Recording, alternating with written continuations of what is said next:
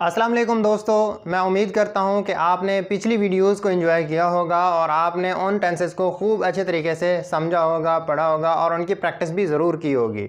तो आज हम एक नेक्स्ट टेंस पढ़ने जा रहे हैं जो कि 4th नंबर पे आने वाला टेंस है और उसको हम कहते हैं प्रेजेंट परफेक्ट कंटिन्यूअस टेंस। तो इससे पहले जो हम डिस्कस कर चुके हैं वो सबसे पहला टेंस था प्रेजेंट इंडेफिनिट टेंस और दूसरा था प्रेजेंट कंटिन्यूअस टेंस और तीसरा था प्रेजेंट परफेक्ट टेंस। और उसके बाद जो है 4th नंबर पे आने वाला जिसको हम आज डिस्कस करने जा रहे हैं वो है प्रेजेंट परफेक्ट कंटिन्यूअस टेंस। तो हम लिखते हैं इंग्लिश में इसका नेम और साथ ही उर्दू में देखते हैं। तो इसको हम 4 नंबर पे प्रेजेंट परफेक्ट कंटिन्यूअस टेंस और उर्दू में हम इसको क्या कहते हैं। मुझे उम्मीद है कि आपको टेंसेस के सारे नेम्स याद होंगे क्योंकि मैंने पहली वीडियो में तमाम टेंसेस के नाम याद करने की आपको एक ट्रिक दी थी कि 12 टेंसेस के नेम आपने किस तरह याद करने हैं। तो मैं उम्मीद करता हूं कि आपको उर्दू और इंग्लिश में तमाम टेंसेस के नेम आते होंगे। अगर नहीं आते तो थोड़ी सी तवज्जो कर लें, मैं आपको नाम रिपीट करवा देता हूँ। सबसे पहले हम टेंस को कहते हैं प्रेजेंट इंडेफिनिट टेंस, फिर प्रेजेंट कंटिन्यूअस, फिर प्रेजेंट परफेक्ट, फिर प्रेजेंट परफेक्ट कंटिन्यूअस। उसके बाद पास्ट की बारी आती है, past indefinite tense, past continuous tense, past perfect tense, past perfect continuous tense. और उसके बाद फ्यूचर की बारी आती है, future indefinite tense, future continuous tense, future perfect tense और आखिरी है फ्यूचर परफेक्ट कंटिन्यूअस टेंस। तो आपने डेली बेस पे जो टेंसेज हैं इनके नेम को ज़रूर रिपीट करना है ताकि ये कभी भूले ना आपको। सबसे पहली बात आपको टेंसेज के नेम याद होना लाजमी है। तो इंग्लिश में इसका नाम हो गया 4th स्टैंडर्ड का प्रेजेंट परफेक्ट कंटिन्यूअस टेंस। इसको हम उर्दू में कहते हैं फ़ेल हाल मुकम्मल जारी। फ़ेल हाल मुकम्मल जारी। जैसा कि ये नाम से जाहिर है कि इसका जो वर्क होगा उसका कुछ हिस्सा मुकम्मल होगा, कंप्लीट होगा और कुछ हिस्सा उसका जारी होगा, कंटिन्यूअस होगा, चल रहा होगा। ये वो टेंस है जिसका जो वर्क है, काम है, वो माजी में कभी स्टार्ट हुआ था और उसका कुछ हिस्सा कंप्लीट हो गया है और कुछ हिस्सा आगे चल रहा है। जैसे मैं कह सकता हूँ कि मैं 10 साल से इस कॉलेज में पढ़ा रहा हूँ, यानी माजी में मैंने काम शुरू किया, पास्ट में मैंने काम शुरू किया पढ़ाने का इस कॉलेज में और 10 साल मुझे कंप्लीट हो गए हैं और अभी भी मैं आगे पढ़ा रहा हूँ। तो इससे क्या मुराद होता है कि कुछ हिस्सा कंप्लीट है और कुछ हिस्सा चल रहा है। तो इस तरह के टेंसेस को हम कहते हैं प्रेजेंट परफेक्ट कंटिन्यूअस टेंसेस। तो उर्दू में इसको कहते हैं फ़ेल हाल मुकम्मल जारी। अब ये तो आपको मालूम है कि वर्क किस तरह होगा, कुछ हिस्सा कंप्लीट और कुछ चल रहा होगा। अगर इस तरह पहचान हो जाती है तो ठीक है, अगर नहीं होती तो छोटी सी और पहचान है, उर्दू पहचान।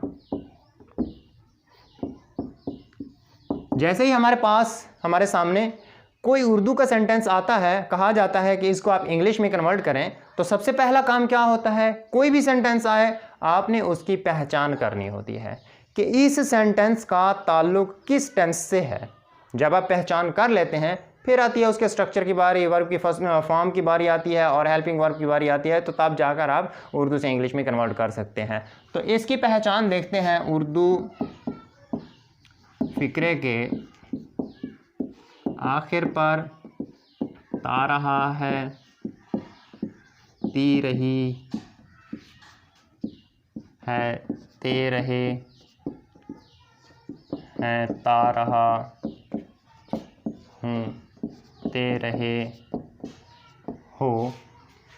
या दूसरी पहचान है रहा है, रही है, रहे हैं, रहा हूँ वगैरह के साथ वक्त का जिक्र आता है।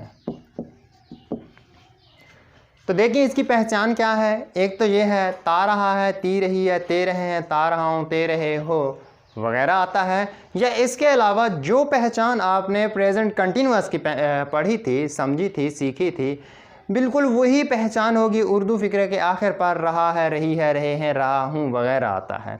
लेकिन आपने कैसे इनको डिफरेंस करना है, कैसे डिफ्रेंशिएट करना है कि ये प्रेजेंट कंटिन्यूअस है या प्रेजेंट परफेक्ट कंटिन्यूअस है।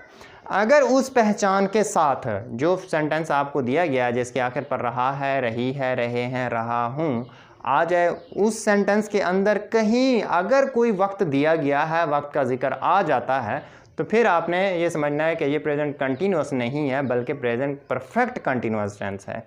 जैसे अगर आ जाता है, जिस तरह पहले मैंने एग्जांपल दी है, मैं इस कॉलेज में 10 साल से पढ़ा रहा हूँ। अब एंड पे गौर करें तो रहा हूँ आ गया है, आप समझेंगे कि ये प्रेजेंट कंटिन्यूस है।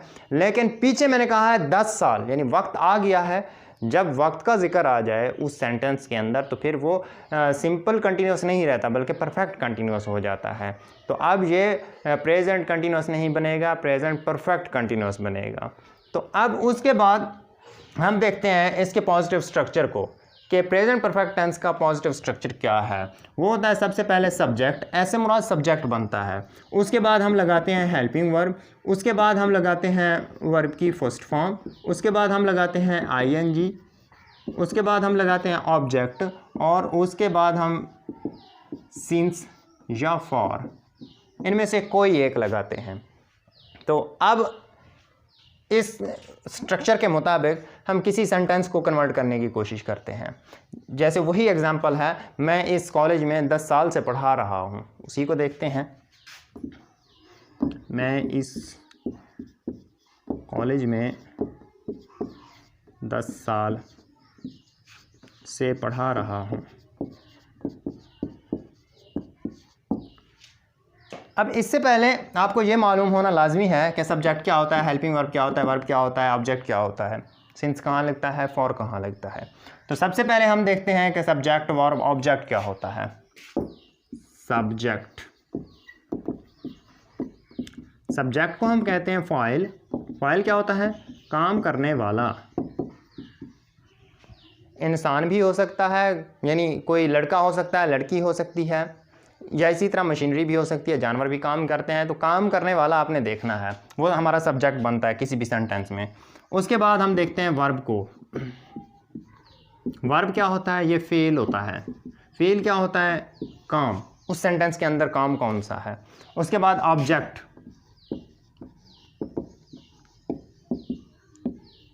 ऑब्जेक्ट को हम मफूल कहते हैं। मफूल वो चीज़ होती है जिस पर काम वाक़ई होता है, जिस चीज़ पर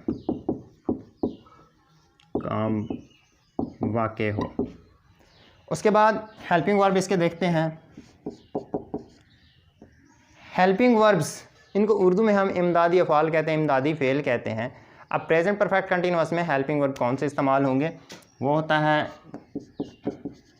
हैज़ बीन, ये सिंगुलर के साथ लगेगा।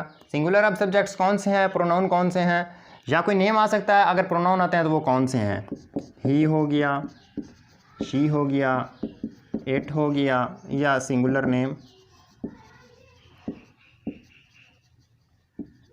उसके बाद हैव बीन होता है।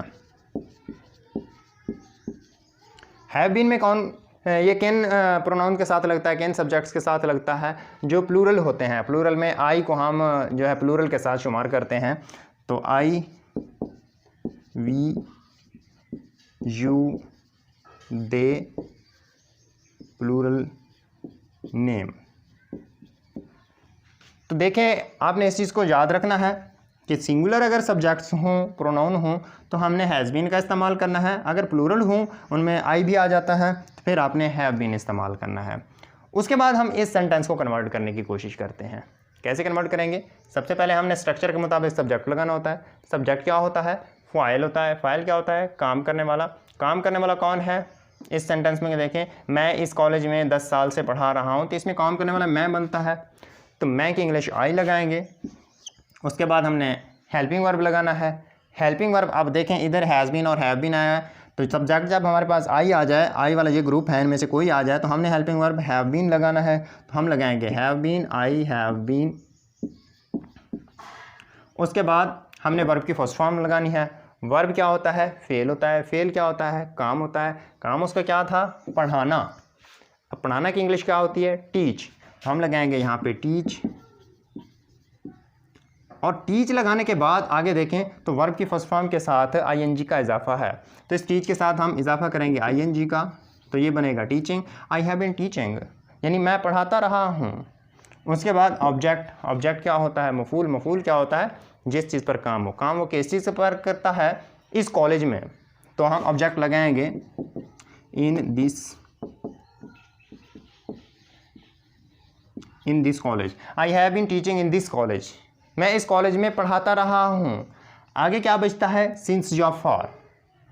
सिंस कब लगाना है, फॉर कब लगाना है। अब सिंस होता है मुकर्रा वक्त के लिए, उसके बाद फॉर कब होता है, गैर मुकर्रा वक्त के लिए। दूसरे लफ्ज़ों में हम कह सकते हैं कि ये फॉर लगता है दौरानिया को ज़ाहिर करने के लिए, और ये होता है वक्त का काम के वक्त का आगाज़।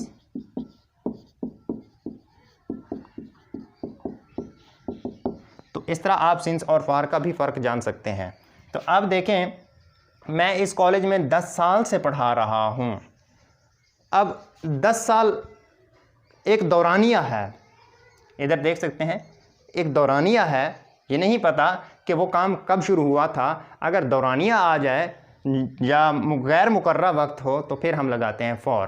तो हम यहाँ पे लगाएंगे for college, in this college for, उसके बाद आगे 10 years और एंड पे फुल स्टॉप लगाएंगे। अब देखें, I have been teaching in this college for 10 years, तो उर्दू इसकी क्या बनती है, मैं इस कॉलेज में 10 साल से पढ़ा रहा हूँ। अगर मुकर्रा वक्त आ जाए तो हम लगाएंगे सिंस, अगर गैर मुकर्रा आ जाए तो हम लगाएंगे फॉर। अब लेट्स सपोज के यहाँ पे 10 साल ना होता, इधर हम लिख देते हैं कि 2005 से, मैं इस कॉलेज में 2005 से पढ़ा रहा हूँ।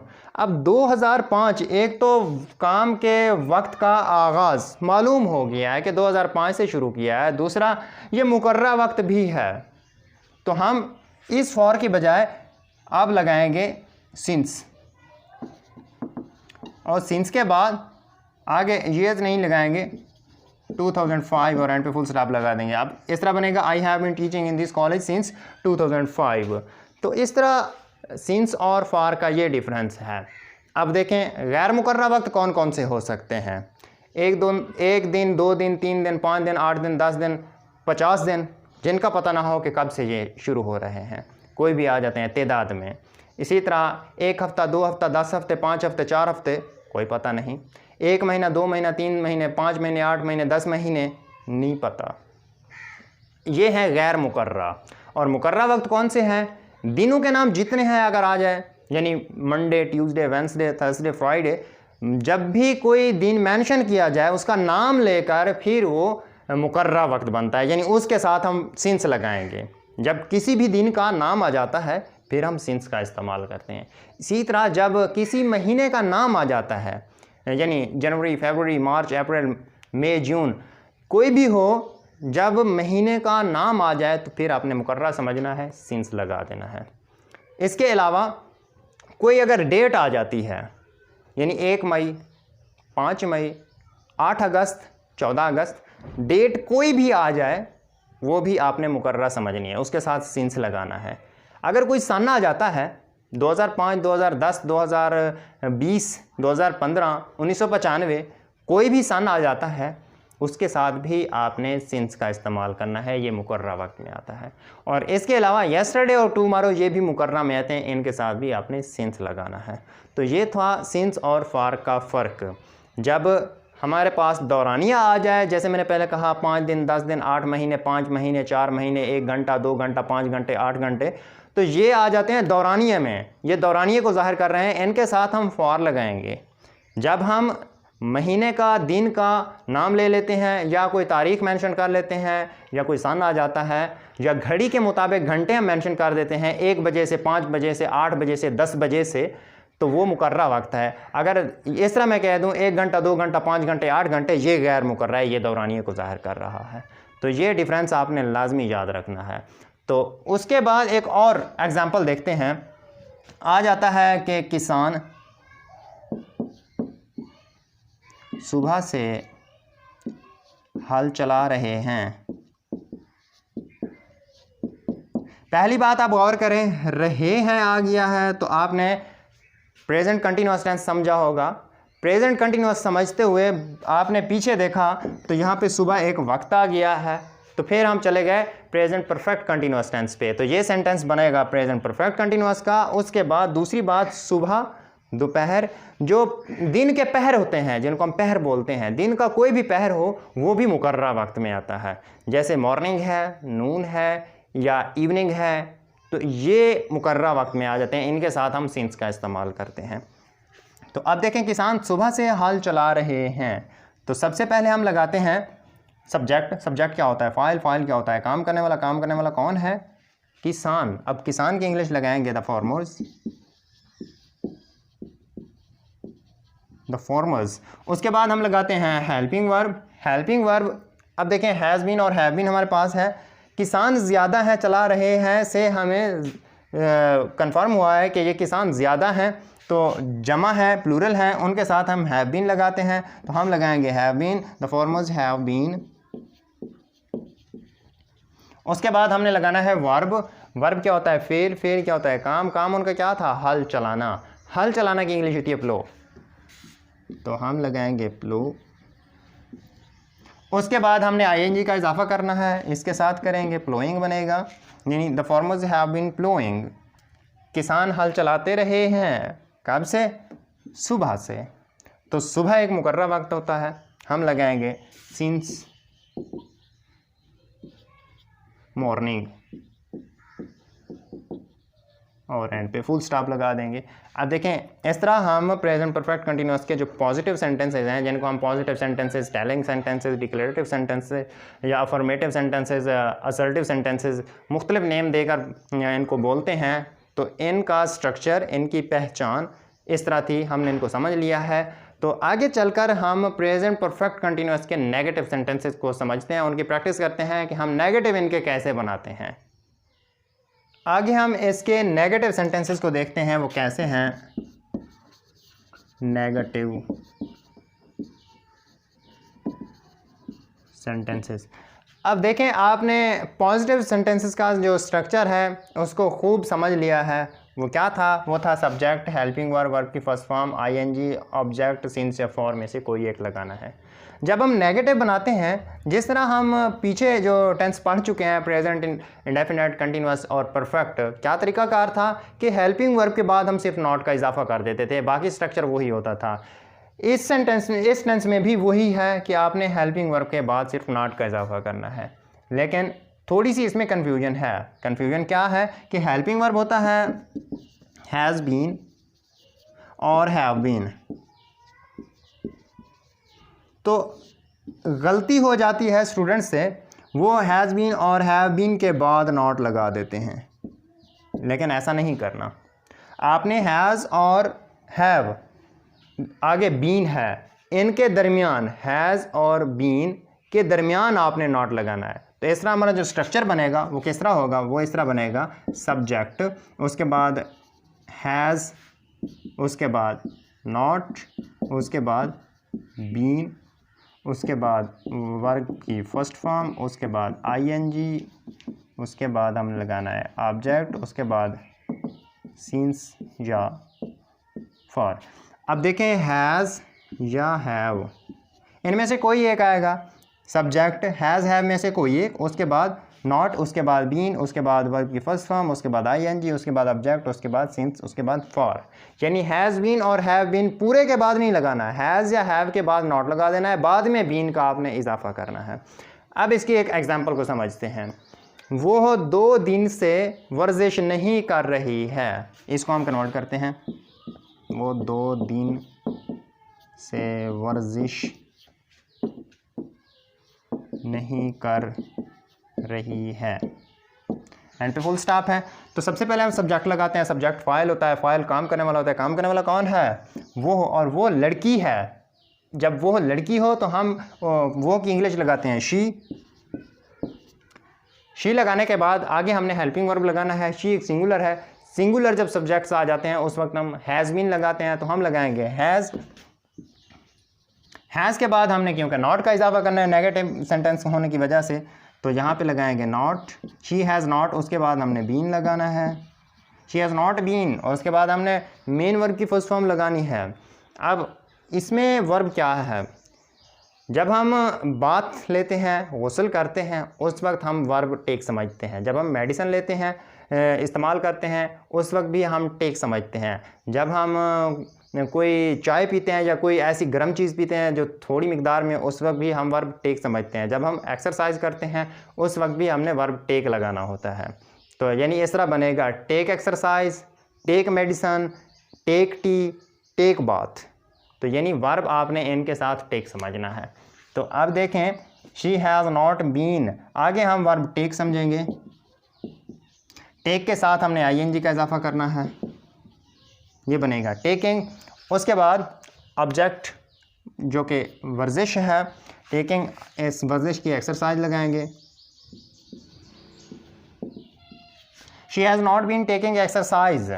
उसके बाद आगे सिंस या फॉर में से कोई एक लगाना है। अब 2 दिन आ गए हैं, कोई पता नहीं वो कौन से 2 दिन हैं, एक दौरानिया बताया जा रहा है, तो हमें कन्फर्म हो गया है हमने फॉर लगाना है, तो हम लगाएंगे यहाँ पे फॉर।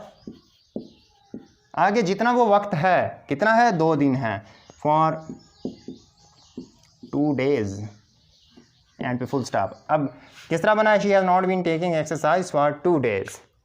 और आप थोड़ा सा गौर करें, जो कि टेक लफ्ज़ है, इसके सही स्पेलिंग बनते हैं TAKE। ऐसा मेन वर्ब जिसका आखिरी स्पेलिंग ई हो, अगर आपने उसके साथ ING का इजाफा करना है तो उस आखिरी ई को आपने पहले रिमूव कर देना है, उसके बाद आपने ING का इजाफा करना है। जैसे मेरे पास ये टेक था तो मैंने टेक का ई नहीं लिखा, इस TAK के बाद ING लगाया है, आप देख सकते हैं। तो आपने ऐसे करना है, जिस वर्ब का आखिरी स्पेलिंग ई हो, अगर आपको ज़रूरत पड़ गई है उसके साथ ING के इजाफे की, तो आपने आखिरी ई को रिमूव कर देना है, फिर आपने ING का इजाफा करना है, राइट। उसके बाद हम एक और एग्जांपल को देखते हैं। जैसे वो कल से स्कूल नहीं आ रहा है, वो कल से स्कूल नहीं आ रहा है। इसको हम आसानी से कर सकते हैं, he has not been coming to school since yesterday, और एंड पे फुल स्टॉप लगा देंगे। अब देखें, ये हमारे पास सब्जेक्ट, ये हमारे पास हेल्पिंग वर्ब पूरा, और बीच में नॉट आ गया, ये हमारे पास वर्ब, और ये हमारे पास प्रीपोजिशन, और ये हमारे पास ऑब्जेक्ट, और ये सिंस, और उसके बाद जो वक्त था यस्टरडे वो हमने लगा दिया है। तो ये नेगेटिव सेंटेंस आप इस तरह बना सकते हैं। उसके बाद आगे चलकर हम देखते हैं कि सिंगल इंटरोगेटिव कौन से सेंटेंसेस होते हैं, उनको हम उर्दू से इंग्लिश में कैसे कन्वर्ट करते हैं। उसके बाद डबल इंटरोगेटिव कैसे होते हैं, कौन से सेंटेंसेस होते हैं, उनको हम इंग्लिश में कैसे कन्वर्ट करते हैं। इंटरोगेटिव सेंटेंसेस 2 तरह के हो सकते हैं, एक सिंगल इंटरोगेटिव्स होते हैं, दूसरे डबल इंटरोगेटिव्स होते हैं। जो सिंगल इंटरोगेटिव्स होते हैं वो ऐसे सेंटेंस होते हैं जिनका आंसर हम यस नो में कर सकते हैं, और जो डबल इंटरोगेटिव होते हैं उनका हम आंसर यस नो में नहीं कर सकते। जैसे क्या तुम स्कूल जाते रहे हो, यस नो में आंसर कर सकते हैं। और जो डबल है वो कैसे होगा, तुम कब से स्कूल जाते रहे हो, यस नो में आंसर हम नहीं कर सकते। तो ये डबल इंटरोगेटिव हो गया। तो हम पहले देखते हैं सिंगल इंटरोगेटिव को कि वो कैसे है। इंटरोगेटिव, जैसे कि आप पॉजिटिव सेंटेंस का स्ट्रक्चर खूब जानते हैं और उसके बाद नेगेटिव का भी जानते हैं। नेगेटिव में क्या था कि आप हैज़ और हैव, इसके बाद नॉट का इजाफा करते थे, बीन बाद में होता था। बीन जहाँ पे होता था यानी वर्ब से पहले वो वहीं रहता था, उसमें हमने कोई तब्दीली नहीं की थी। इसमें भी ऐसे है, जब हम सिंगल इंटरोगेटिव बनाते हैं उस वक्त क्या करते हैं, कोई भी टेंस हो उसका हम मुताल्लिका हेल्पिंग वर्ब उठाकर सब्जेक्ट से पहले लिख देते हैं। इस तरह हमारा वो सिंगल इंटरोगेटिव बन जाता है। तो जब हमें प्रेजेंट परफेक्ट कंटिन्यूअस टेंस को सिंगल इंटरोगेटिव बनाना हो उस वक्त हम हैज़ या हैव इनमें से कोई एक सब्जेक्ट से पहले लिखेंगे अपने प्रोनाउन के मुताबिक, अपने सब्जेक्ट के मुताबिक। उसके बाद जो है हम सब्जेक्ट लगाएंगे, उसके बाद अगर नॉट उसमें है तो हम लगाएंगे, अगर नहीं है तो उसको छोड़ देंगे। और जो बीन है वो हमेशा याद रखना है, बीन हमेशा वर्ब से पहले लगता है, वो अपनी जगह कभी नहीं तब्दील करता। तो अब देखें सिंगल इंटरोगेटिव कैसे होगा। इस हम हेल्पिंग वर्ब को मूव करेंगे सब्जेक्ट से पहले, वो बनेगा हेल्पिंग वर्ब, जिसको हम कह सकते हैं हैज़ या हैव। हैज़ या हैव में से कोई एक आएगा, तो ये हेल्पिंग वर्ब होंगे। उसके बाद हमने लगाना है सब्जेक्ट। उसके बाद अगर उस सेंटेंस में नॉट आया हुआ है, यानी नहीं का लफ्ज़ है, तो फिर आप नॉट जो लगाएंगे वो इस सब्जेक्ट के बाद लगाएंगे। अगर नहीं है तो उसको छोड़ देंगे। उसके बाद आप लगाएंगे बीन। बीन के बाद आप मेन वर्ब लगाएंगे। उसके बाद आप आईएनजी का इजाफा करेंगे। उसके बाद आप ऑब्जेक्ट लगाएंगे। उसके बाद अगर सिंस फॉर उसमें मौजूद है तो वो आप लगाएंगे, ठीक है। उसके बाद एंड पे आप क्वेश्चन मार्क लाजमी लगाएंगे, क्योंकि जब इंटरोगेटिव हम समारिया सेंटेंसेस बनाते हैं उसमें इंटरोगेटिव के लिए ये क्वेश्चन मार्क लाजमी होता है। अगर आप नहीं लगाएंगे तो वो आपका सेंटेंस गलत कंसीडर किया जाएगा। तो हम देखते हैं एक सेंटेंस को, जैसे आ जाता है क्या वो हो 8 बजे से तुम्हारा इंतज़ार कर रहा है, एंड पे क्वेश्चन मार्क। पहचान को देखें, रहा है, रही है, रहे हैं, रहा हूँ में से कोई एक आ गई है, तो आपने ये समझा कि प्रेजेंट कंटिन्यूअस है, लेकिन साथ ही वक्त का जिक्र है 8 बजे, तो फिर आपने समझ लिया प्रेजेंट परफेक्ट कंटिन्यूअस है। जब प्रेजेंट परफेक्ट कंटिन्यूअस समझ लिया, उसके बाद देखा कि पॉजिटिव है, नेगेटिव है, या इंटरोगेटिव है, डबल इंटरोगेटिव है, कैसा है। तो ये सिंगल इंटरोगेटिव है। कैसे पता चला? एक तो क्या आ गया है शुरू में, अगर क्या शुरू में आ जाए तो भी वो सिंगल इंटरोगेटिव। अगर उस पूरे सेंटेंस का आंसर आपको यस नो में मिल सकता हो तो वो भी सिंगल इंटरोगेटिव है। क्या वो 8 बजे से तुम्हारा इंतज़ार कर रहा है? यस भी कह सकते हैं, नो भी कह सकते हैं। तो ये आपका सिंगल इंटरोगेटिव हुआ। जब सिंगल इंटरोगेटिव होता है उस वक्त आप क्या कि इंग्लिश व्हाट नहीं लगाते, फिर सिर्फ हेल्पिंग वर्ब स्टार्ट में लिखते हैं। तो हम इसको ट्रांसलेट करेंगे इंग्लिश में। सबसे पहले हमने हेल्पिंग वर्ब लगाना है, उसके बाद हमने सब्जेक्ट लगाना है। लेकिन गलती से बचने के लिए आपने पहले सब्जेक्ट लगा देना है। सब्जेक्ट क्या होता है? फाइल होता है। फाइल क्या होता है? काम करने वाला। काम करने वाला कौन है? वो है। और वो की इंग्लिश आप लगाएंगे ही।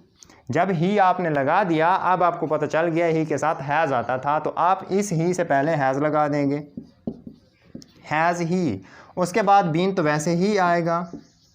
उसके बाद मेन वर्ब है। मेन वर्ब क्या होता है? फेल होता है। फेल क्या होता है? काम होता है। काम उसके क्या था? इंतज़ार करना। इंतज़ार करने की इंग्लिश क्या होती है? वेट। वेट के साथ आप इजाफा करेंगे आईएनजी का, वेटिंग बनेगा, हैज़ ही बीन वेटिंग। उसके बाद आपने ऑब्जेक्ट लगाना है। ऑब्जेक्ट क्या होता है? मफूल होता है। मफूल क्या होता है? जिस चीज़ पर काम हो किस चीज़ पर कर रहा है। तुम्हारा पे तुम्हारा की इंग्लिश होती है यूअर, और यूअर जब आता है ऑब्जेक्टिव केस में उस वक्त वो यू होता है। यानी इसका हम इस तरह कह सकते हैं यू, यूअर, यू। अक्सर स्टूडेंट से क्या गलती होती है, वो ये समझते हैं कि तुम्हारा आ गया है तो वो यूअर उठाकर लगा देते हैं, लेकिन नहीं लगाना। क्यों नहीं लगाना? ये यू सब्जेक्टिव केस में आएगा, और ये वाला जो यूअर है ये पॉजेसिव केस में आएगा, और ये वाला यू जो है ऑब्जेक्टिव केस होगा। यानी अगर ऑब्जेक्ट की जगह हमें ज़रूरत हो तुम्हारा की, तो फिर हम यूअर नहीं लगाते, यू लगाते हैं। हमेशा याद रखना, ये गलती कभी नहीं करनी। तो अब हम लगाएंगे यू। उसके बाद सिंस या फॉर में से कोई एक लगाना है। 8 बजे घड़ी के मुताबिक वक्त है, मुकर्रर वक्त है, तो हम लगाएंगे सिंस। उसके बाद 8 o'clock, और एंड पे हम लगाएंगे क्वेश्चन मार्क। और इस सेंटेंस में छोटी सी गलती रह गई है, वो क्या है जिसके लिए मैंने जगह छोड़ दी है? वो ये है, यहाँ पे प्रीपोजिशन लगाना है। वो कौन सा है? वो है फॉर। वो क्यों लगाया है? हम लगाते हैं, कुछ मुकर्रर अल्फाज होते हैं जैसे स्कैन, सर्च, लुक, वेट। ये हमेशा याद रख लेना। इनके बाद ये जब वर्ब के तौर पर आते हैं, इनके बाद अगर उस सेंटेंस में ऑब्जेक्ट मौजूद है तो लाजमी आपने प्रीपोजिशन फॉर लगाना है। किसके साथ लगाना है? यानी अगर आईएनजी में हो तो वेटिंग फॉर बनाएंगे, अगर स्कैन है तो scanning for, looking for, searching for. तो इनके साथ आपने अगर ऑब्जेक्ट मौजूद है तो फॉर लगाना है, अगर ऑब्जेक्ट मौजूद नहीं है तो फिर आपने कोई प्रीपोजिशन नहीं लगाना। तो अब क्या बना है, has he been waiting for you since 8 o'clock और एंड पे क्वेश्चन मार्क। अब इसमें क्या कि इंग्लिश हमने वॉट नहीं लगाई, सिर्फ हेल्पिंग वर्ब को शुरू में लिखने से हमारा सेंटेंस कंप्लीट हो गया है। उसके बाद हम आगे चलकर देखते हैं कि डबल इंटरोगेटिव कैसे बनाते हैं। तो डबल इंटरोगेटिव के लिए आपने स्ट्रक्चर को बस इतना याद रखना है कि जैसे ये सिंगल इंटरोगेटिव का स्ट्रक्चर आया हुआ है हम इसी के साथ लिख देते हैं। चलें लिख देते हैं डबल इंटरोगेटिव।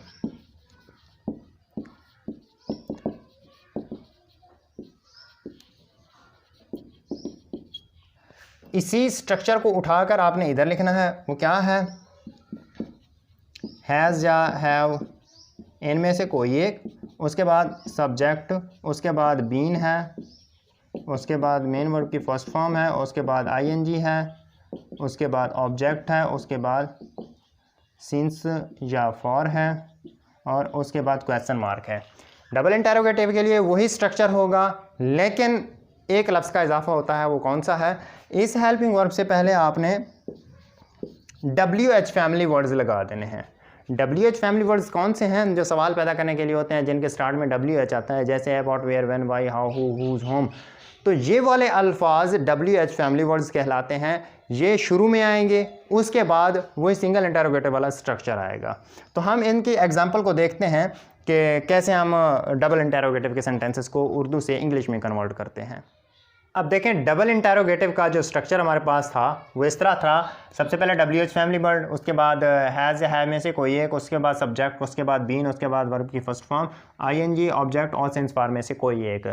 तो इस स्ट्रक्चर के मुताबिक हम एक सेंटेंस को कन्वर्ट करते हैं। जैसे अगर आ जाता है वो दोपहर से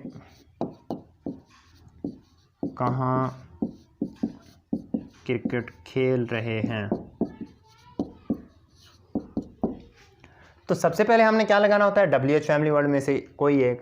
अब कहाँ गया तो WH फैमिली वर्ड में से कौन सा आएगा, वेयर आएगा। कहाँ की इंग्लिश आएगी, हम लगाएंगे वेयर। वेयर के बाद हैज़ या हैव में से कोई एक लगाना है, लेकिन गलती से बचने के लिए आपने पहले इसको छोड़ देना है, सब्जेक्ट पे आ जाना है, इसकी जगह छोड़कर सब्जेक्ट पे आ जाना है। सब्जेक्ट क्या होता है, फाइल होता है, फाइल क्या होता है, काम करने वाला। काम करने वाला कौन है, वो, और वो जमा में है, तो जमा में वो हूँ तो हम लगाते हैं दे, वेयर, दे। जब दे लगाएंगे हमें पता चलेगा कि दे के साथ हम हैज़ नहीं लगाते, हैव लगाते हैं, तो हम इस दे से पहले हैव लगा देंगे। तो इस तरह देखें, वेयर हैव दे, उसके बाद हमने बीन लगाना है, उसके बाद वर्ब फेल होता है, फेल काम होता है, काम उनका क्या था, खेलना। खेलना की इंग्लिश हम लगाएंगे प्ले, प्ले के साथ हम ING का इजाफा करेंगे, प्लेइंग बनेगा। Where have they been playing, उसके बाद ऑब्जेक्ट क्रिकेट है, where have they been playing cricket, उसके बाद सिंस या फॉर में से कोई एक लगाना है।